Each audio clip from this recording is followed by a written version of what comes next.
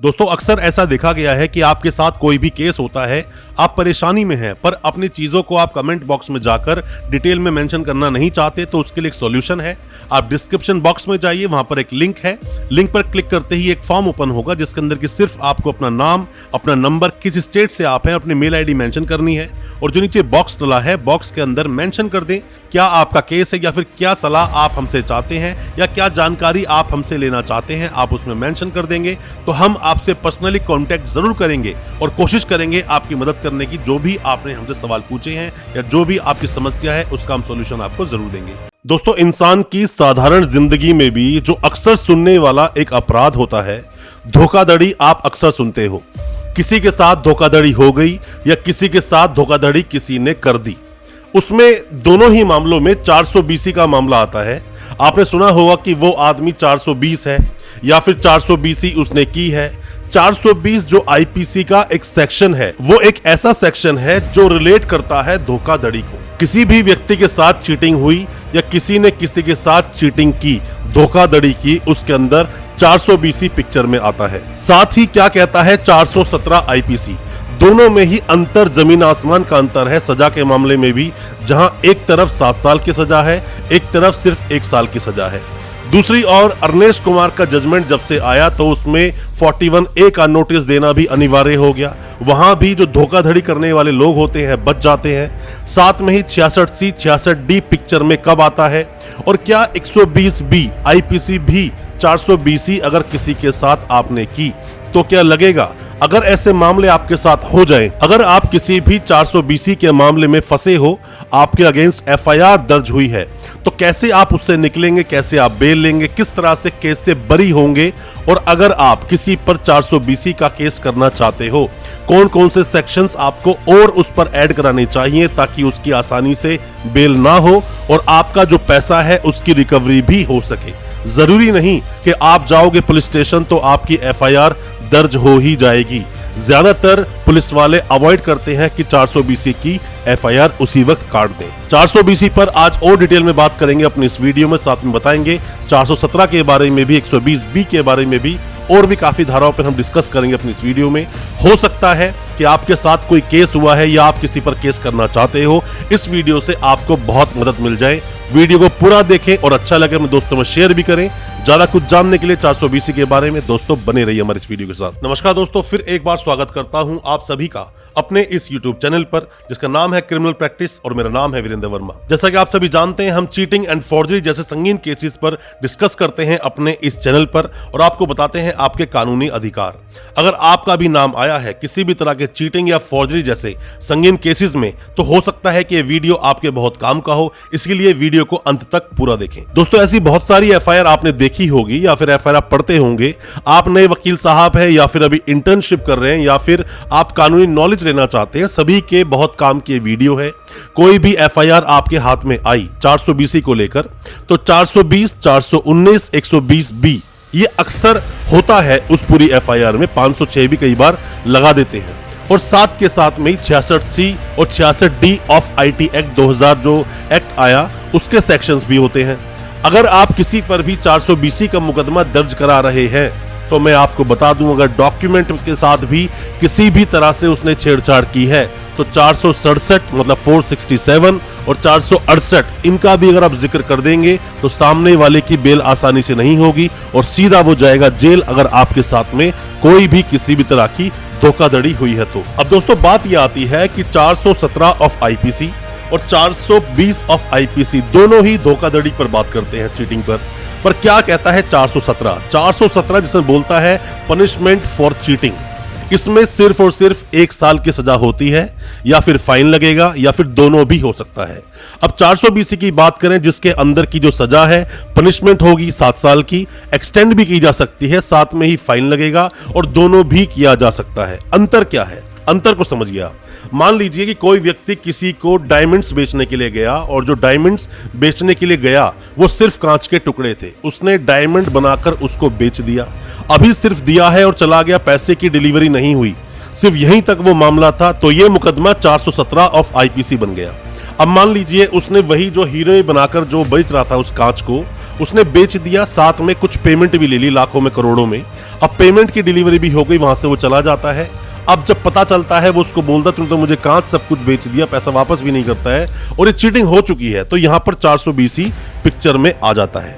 अब मान लीजिए एक चीज और आती है कि उसने वहां पर सर्टिफाइड एक सर्टिफिकेट लगा दिया कि जो ये हीरे हैं, डायमंड जो है, ये लेबोरेटरी पास है, और उसने खुद वो सर्टिफिकेट बना दिया।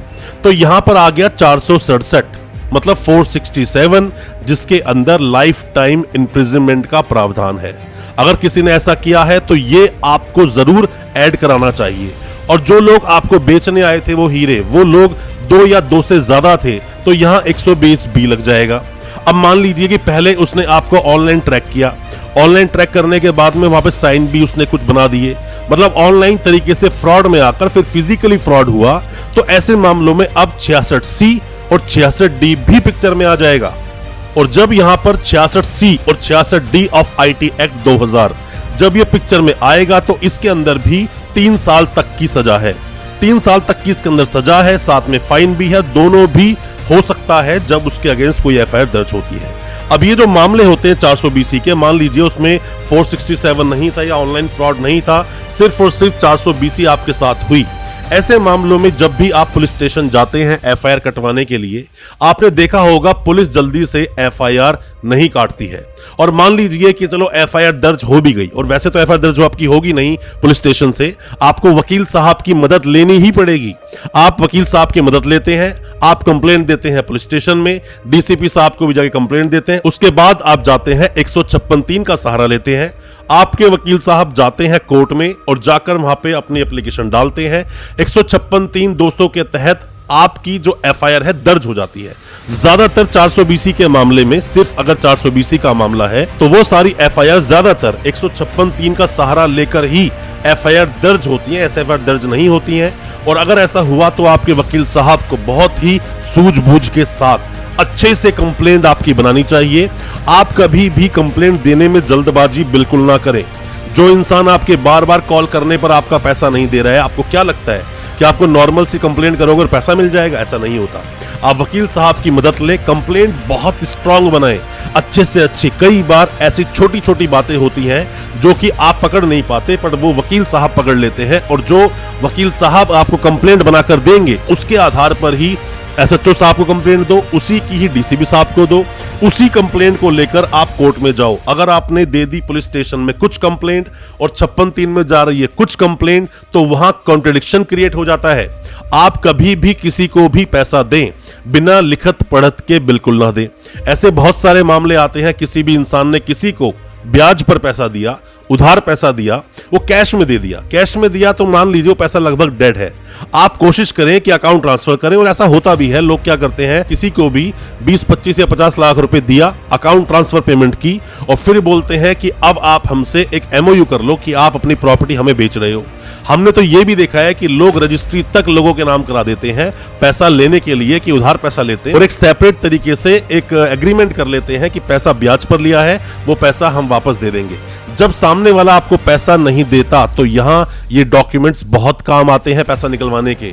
बहुत सारे ठग हैं ऐसे बैठे हुए जो आपसे पैसा लेंगे और पैसा कभी वापस तक नहीं देंगे। ऐसे कई सारे मामले अक्सर हमारे सामने आते हैं, और हम हमेशा आपको बोलते हैं कि 420 का जो मामला होता है ये कॉमन है, ये आम है। अक्सर आपके साथ में धोखाधड़ी होगी, या फिर बहुत सारे ऐसे फ्रॉड है धोखाधड़ी करते हैं, और जैसे ही FIR दर्ज हो गई 56(3) में, FIR दर्ज होते ही आपको क्या लगता है कि पुलिस सीधा उसे अरेस्ट कर लेगी?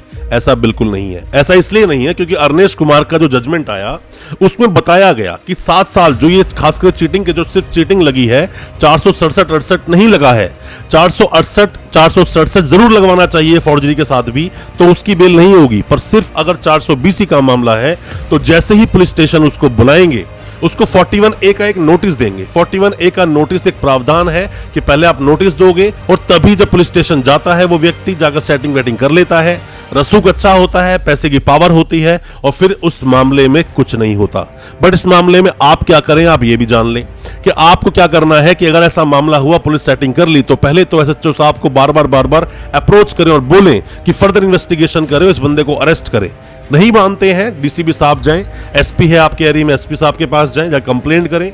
फिर भी बात नहीं बनती है, स्टेटस रिपोर्ट मंगाएं कि क्या चल रहा है चार्जशीट का, और चार्जशीट अगर उसने लगा दी है और उसको अरेस्ट नहीं किया जिसके अगेंस्ट आपने कंप्लेंट की थी, तो आप क्या करें, सीधा जैसे ही चार्जशीट लगती है, चार्जशीट लगते ही आपको एक प्रोटेस्ट पिटीशन डालनी है। मतलब कि जो ये चार्जशीट लगी है उसको दोबारा से इन्वेस्टिगेट करवाना है, री इन्वेस्टिगेशन आपको करवानी है। आपको उसके लिए सेटिस्फाई करना होगा मजिस्ट्रेट साहब को कि क्यों आप री इन्वेस्टिगेशन चाहते हैं, और साथ में ही ये भी कोशिश कर लें कि जो री इन्वेस्टिगेशन हो वो दूसरे पुलिस थाने से हो, दूसरे पुलिस स्टेशन से हो। आप पुलिस स्टेशन भी बदलवा सकते हैं, आपका अधिकार है, ऐसे आपका पैसा वापस मिलेगा नहीं, आप सिर्फ और सिर्फ परेशान रहेंगे।